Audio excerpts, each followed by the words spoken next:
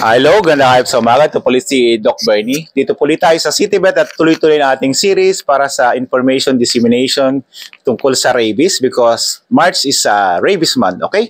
Ang unang kasama natin ngayong araw si Dr. Rosette, Assistant CityVet ng Cabanatuan. Okay, ang unang tanong natin, Doktora, ano yung high-risk barangay for rabies? Yes, Doc. Doc, thank you. Ang mga high-risk barangay natin dito sa Cabanatuan na kinonsider for the past 10 years na meron tayong data ay ang mga barangays na nagkakaroon ng mga rabies at according sa data natin, hindi lang isa yung naging kaso ng animal rabies cases sa mga barangay na ito. So, nakapag-identify tayo ng higit 10 barangay. I-mention ko na, Doc, Valdefuente, Bantog Norte, Taripapa, MS Garcia, Sumakab Este, Sumakab Norte, Lourdes, Mayapyap Sur, Mabini Homesite, Adros Norte, Sangitan Este, at Valle Cruz. Ayun, Doc. So, paano natin na-identify yung mga animal rabies case is through dun sa tinatawag nating ICT test na meron tayo dito sa Cabanatuan City Vet.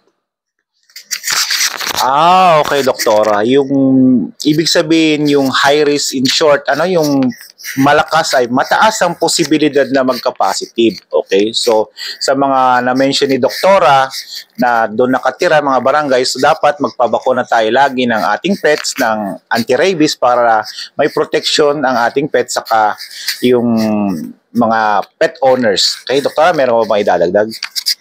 So, yun, continuous yung ating effort para ma-stop yung mga rabies natin dito sa mga lugar na to.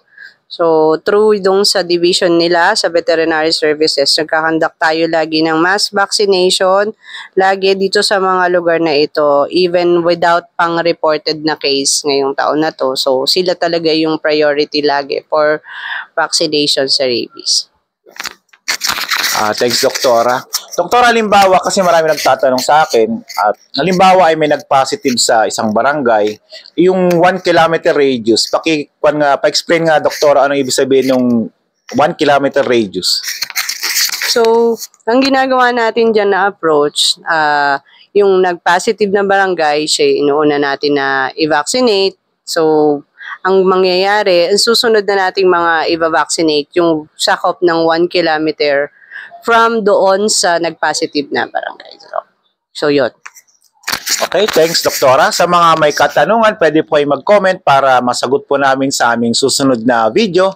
Ito po si Doc Bernie, kasama po si Dr. Rosette. Sa pong magandang hapon po sa inyong lahat.